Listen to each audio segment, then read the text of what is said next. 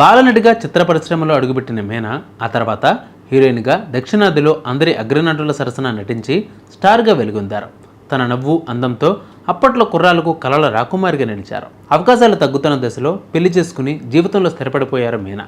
బెంగళూరుకు చెందిన విద్యాసాగర్ అనే సాఫ్ట్వేర్ ఇంజనీర్ని పెళ్లి చేసుకుని జీవితాన్ని అద్భుతంగా కొనసాగిస్తున్న దశలో కొద్ది నెలల క్రితమే ఆమె భర్త కన్నుమూశారు.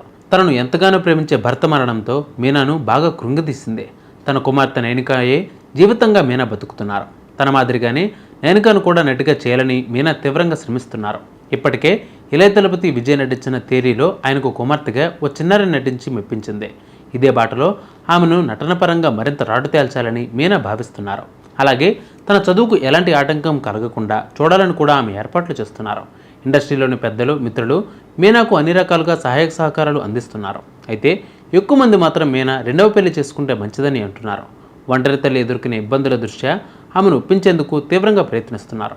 అయితే మీనా ఫలానా హీరోని పెళ్లి చేసుకోబోతున్నట్లు మీడియాలో రకరకాల గాసిప్స్ వైరల్ అవుతున్నాయి. ముఖ్యంగా కాలీవుడ్ స్టార్ హీరో ధనుష్ పేరు ఈ విషయంలో ఎక్కువగా వినిపిస్తోంది. తన భార్య ఐశ్వర్యకు విడాకులిచ్చి ధనుష్ ప్రస్తుతం ఒంటరిగా ఉంటున్నారు. దానితో మీనాకు ధనుష్కు కలిపి వార్తలు రాసేస్తున్నారు సోషల్ మీడియా వాళ్ళు. ఆ విషయంపై మీనా పలుమార్లు ఖండించిన ఆ పుకార్లకు చెక్ పడటం లేదు. తాజాగా సీనియర్ దర్శకుడు గీతాకృష్ణ మీనా రెండవ పెళ్లిపై కీలక వ్యాఖ్యలు చేశారు.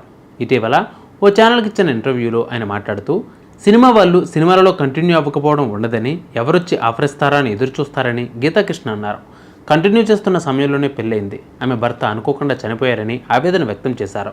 మీనా పెళ్లిపై రకరకాల ఊహాగానాలు వస్తున్నాయని, మీనా చిన్నప్పటి నుంచి పక్కా కమర్షియల్ అని, మంచి సినిమాలతో టాప్ రేంజ్కి వెళ్ళిపోయిందని గీతాకృష్ణ తెలిపారు.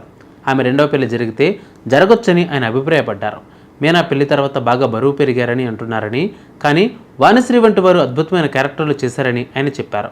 కుటుంబ ప్రేక్షకుల్లో మీనాకు బ్రహ్మాండమైన ఇమేజ్ ఉందని, అయితే తల్లి పాత్రలు చేసేందుకు ఇష్టపడకపోవచ్చని గీతాకృష్ణ అభిప్రాయపడ్డారు. మరి మీరేమనుకుంటున్నారు? గీతాకృష్ణ చేసిన వ్యాఖ్యలపై మీరేమనుకుంటున్నారో కామెంట్ చేయండి.